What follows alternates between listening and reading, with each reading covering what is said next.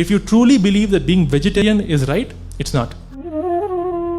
You as a vegetarian, you are involved in horrifying exploitation of cows and buffaloes.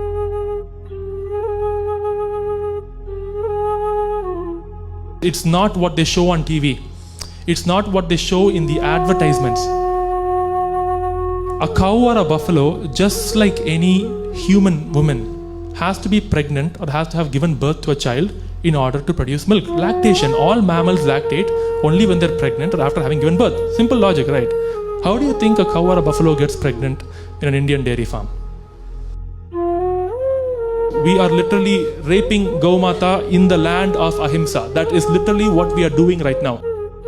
I'm sorry if my language upsets you, but that is the truth. Now just think for a second, if that action that's happening to the cow or buffalo happened to a woman in our country, what would we call it? Rape? But do you know what it's called if it happens to a cow or buffalo? It's called artificial insemination. In the Hindu culture, cow is considered as Gaumata. She is considered as Kamadhenu. She is the most divine, supreme of all. In fact, it is said that all the gods live inside her body.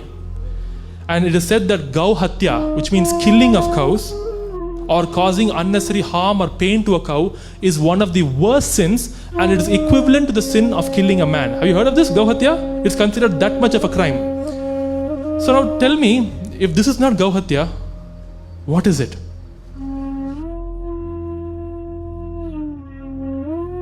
If every packet of milk that you buy and everything you get dairy products outside, this is where it starts. Now you see, once the cow gives birth to a child, if it is a male child, that child will be sent to the slaughterhouse and be killed. Why, you ask? Because just like a male chick in the egg industry, a male calf cannot give milk. So it's of no use to the dairy industry. These calves are all killed and they're turned into leather shoes, belts, jackets and purses. In case the child born is a female, she will not be allowed to drink her mom's milk. So that calf is immediately taken away, tied up, while all of her milk that belongs to her is taken, put into packets and sold to us.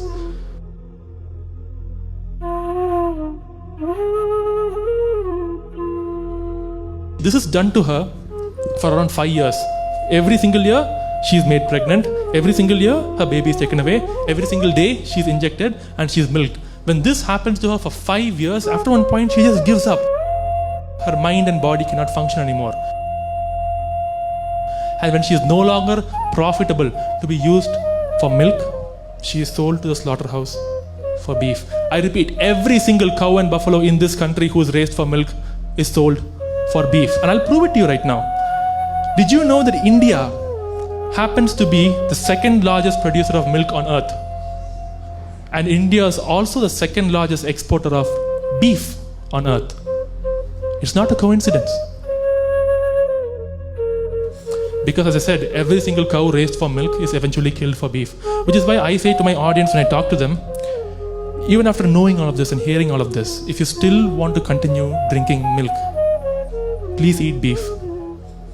For the cow, it makes zero difference. For you, you might say, no, that's disgusting. But yeah, maybe for you. For the cow, for her, no difference, because she existed into this world for the demand of milk, and she finally dies for the demand of beef.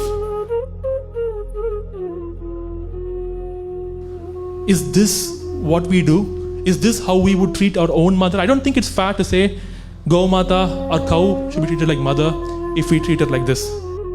This is not fair. Please have a heart, have an open mind. Thank you for listening. Do think about the animals and what's happening to them, and please consider going vegan. Thank you.